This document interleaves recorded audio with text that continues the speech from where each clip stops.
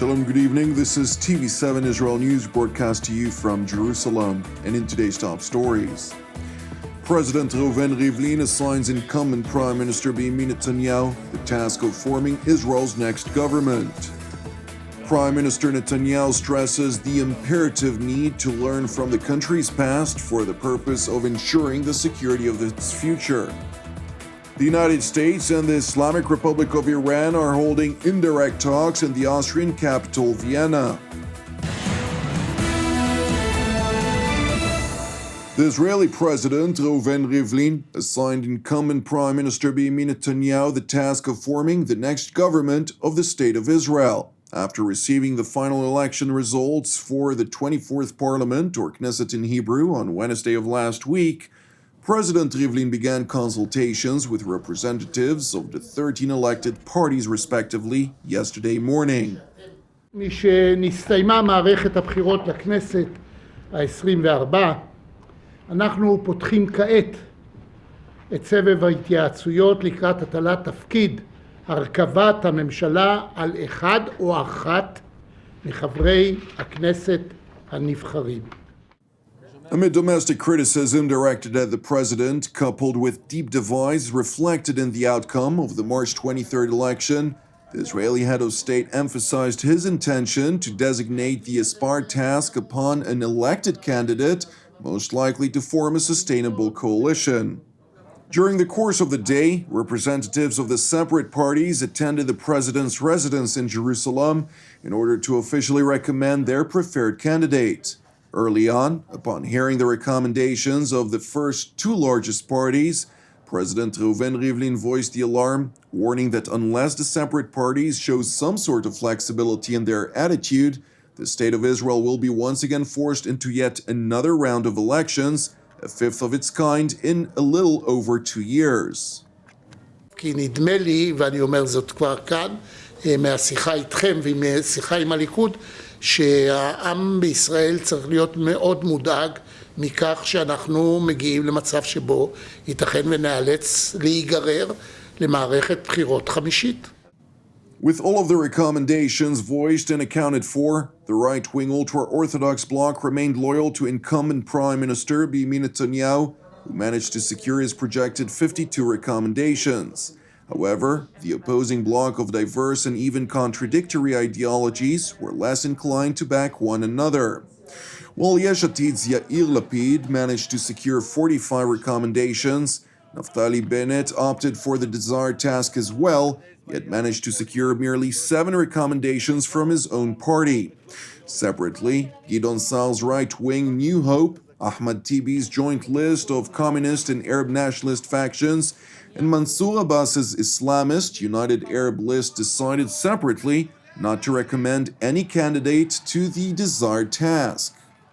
ממצב דברים זה, בו אין רוב של 61 חברי כנסת התומכים במועמד מסוים, ובאין שיקולים אחרים המצביעים על סיכוייו של מי מהמועמדים להרכיב ממשלה, קיבלתי את הכרעתי בהתאם למשתקף ממפת הממליצים, המעידה על סיכוי גבוה מעט של חבר הכנסת בנימין נתניהו להרכיב ממשלה.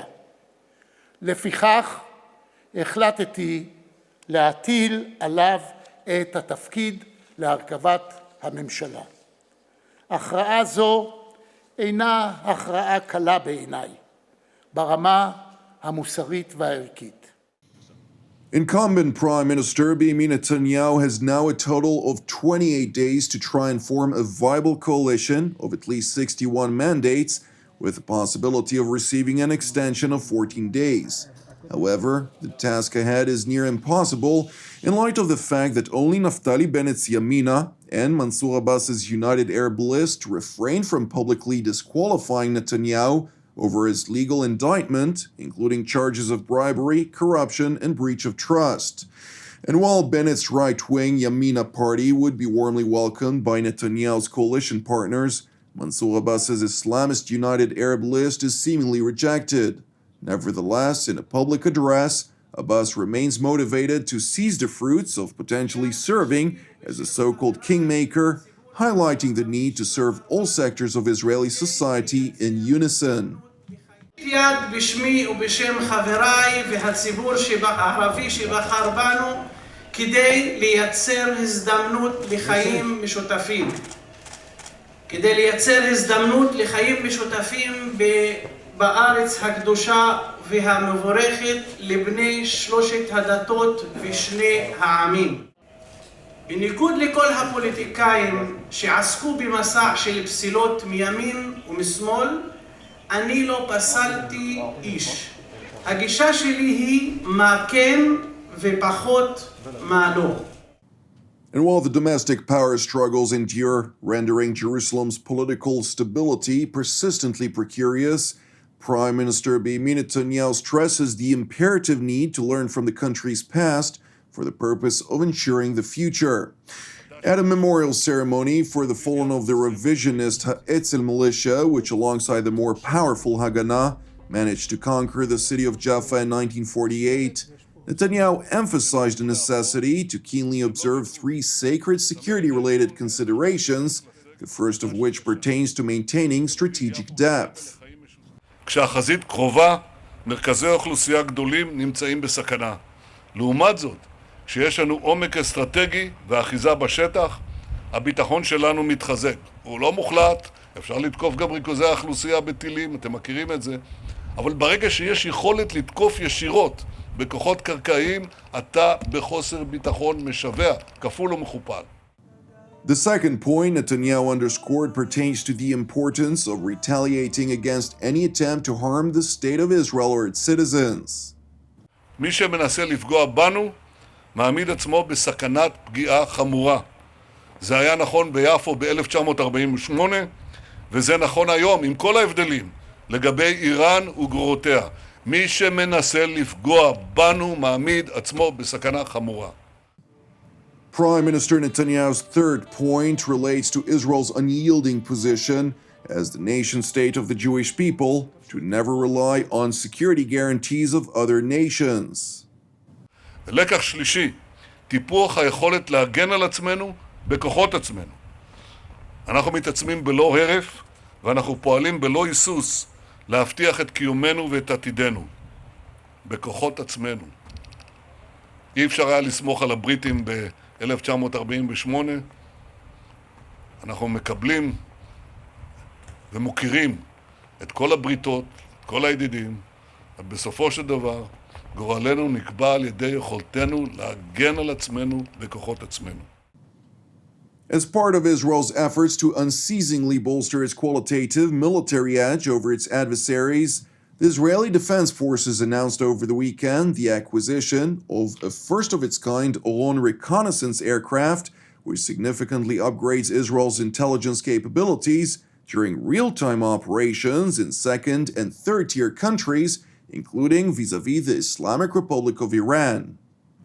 זהו מהלך המשקף חזון ליכולת איסוף מתקדמת המתאימה לשדה הקרב ומאפשרת פעולה במגוון זירות רחב. לצה"ל ולחיל האוויר בתוכו מגוון יכולות איסוף.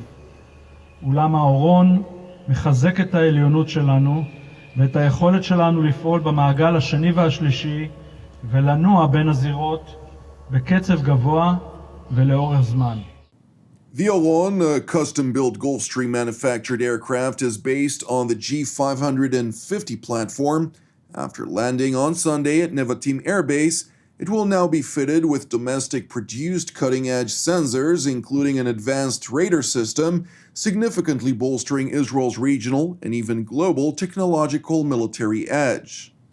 אנחנו למעשה ייצרנו מכונה שיודעת לייצר ולחשוף מטרות, אלפי מטרות, בכל מזג אוויר, בזמנים מאוד קצרים, בשניות ספורות, בספיקת שטח של אלפי קילומטרים ובדיוקים שמיועדים לתקיפה. למעשה המטוס הזה, מטוס המשימה הזה, מטוס אורון, נותן לצה"ל יכולת מימד מודיעיני חדשני, חסר תקדים בכלל העולם. In other yet related news, the United States and the Islamic Republic of Iran are currently holding indirect talks in the Austrian capital of Vienna as part of broader negotiations aimed to revive the 2015 nuclear agreement. Ahead of today's talks, in an interview with the American Public Broadcasting Service NewsHour, U.S. Special Envoy for Iran Robert Malley explained to presenter Judy Woodruff the Biden administration's goal for the anticipated indirect talks. So the goal is to see whether we could agree on what steps the United States needs to take to come back into compliance with the nuclear deal, and what steps Iran has to take to come back into compliance with the nuclear deal. It's been many years since the United States has had that kind of engagement with Iran. It's going to be indirect. But we've seen the product of several years in which the Trump administration had tried to impose maximum pressure on Iran, withdrawing from the deal, trying to get Iran to surrender and to agree to better terms. Well, the result 4 years later is that we're worse off vis-a-vis Iran, both on the nuclear front, where Iran has expanded its program, and on the regional front, where they've become more aggressive. So our goal is to see whether we could agree on a roadmap back to compliance for both sides. Malley acknowledged, however, that the contacts with Iran are preliminary, stopping short from voicing any concrete expectations.